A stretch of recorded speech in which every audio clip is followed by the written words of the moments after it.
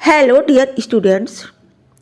क्षितिज कक्षा 9 का अध्याय 14 केदारनाथ अग्रवाल द्वारा लिखित कविता चंद्र गहना से लौटती बेर का भावार्थ आज के इस वीडियो में आप देख सकेंगे।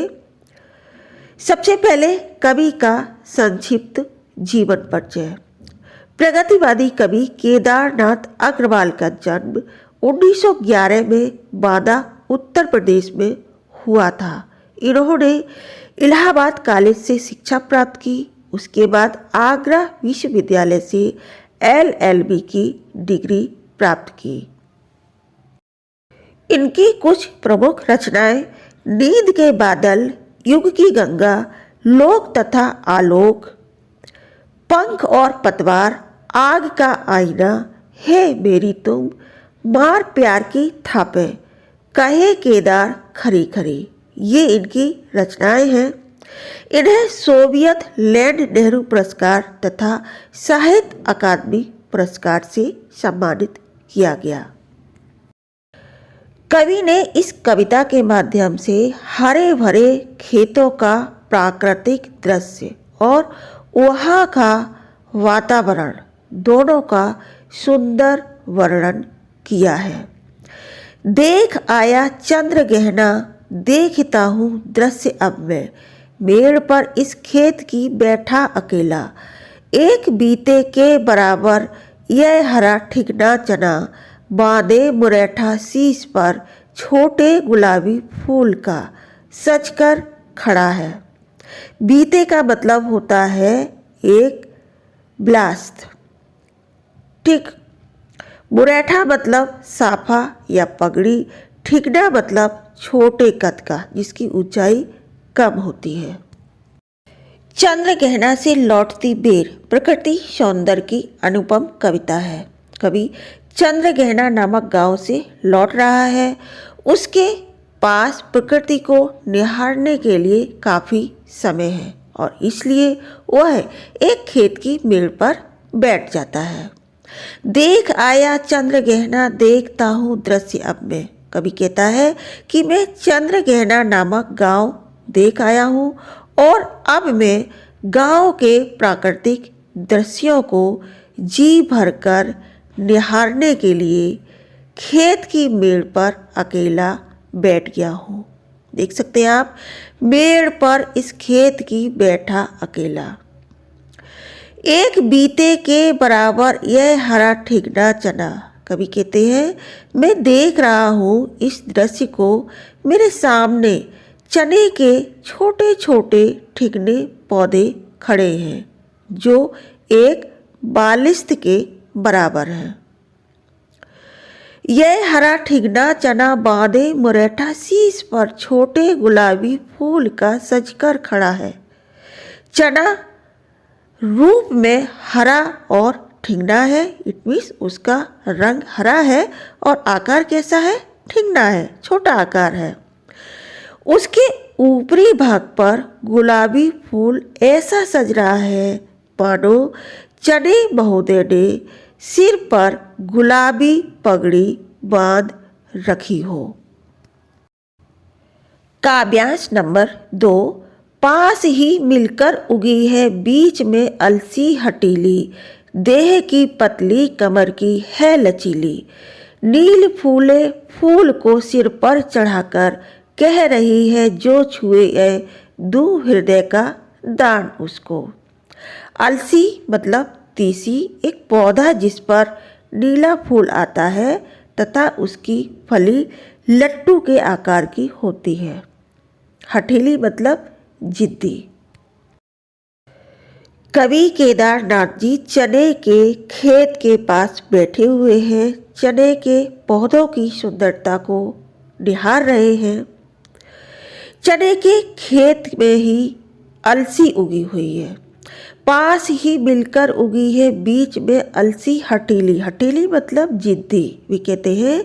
चने की क्यारी के पास ही अलसी भी उगी हुई है।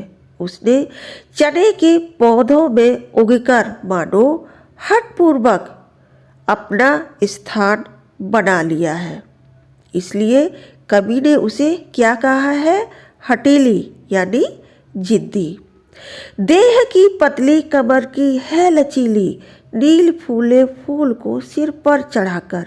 वे कहते हैं कि वह शरीर से बहुत ही पतली है, उसकी कमर लचकदार है, उसके ऊपरी भाग पर नीले रंग के फूल खिल रहे हैं।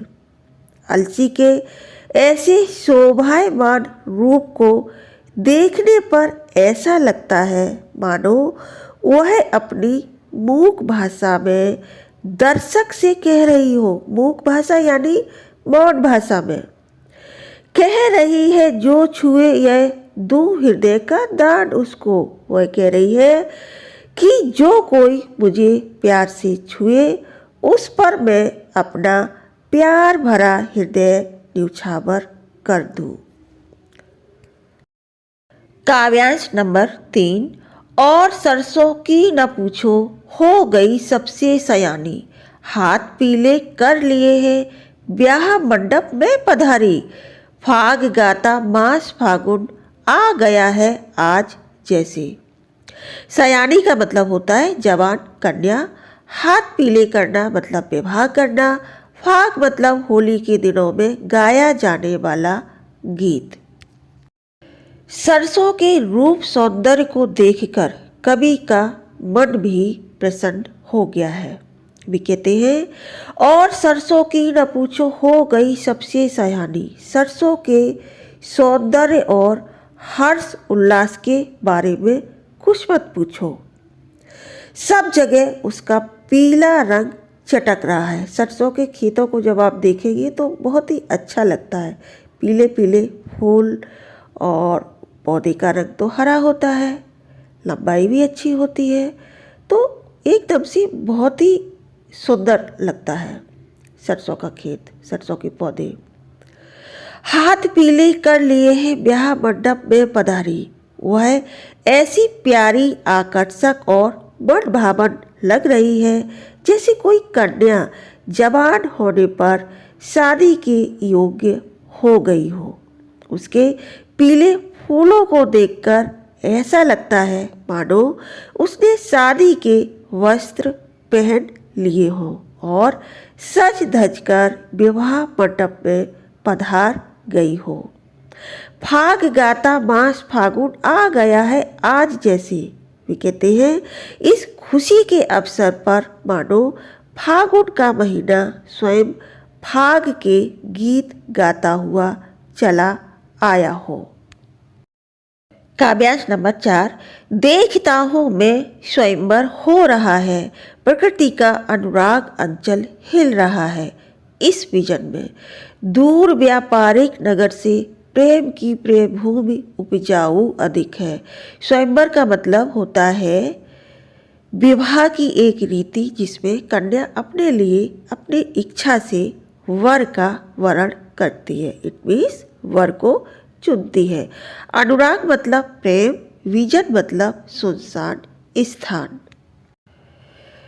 चारों तरफ का हरा भरा प्राकृतिक सौंदर्य देखकर कवि कहते हैं, सोचते हैं कि आज प्रकृति इतनी प्रसन्न है।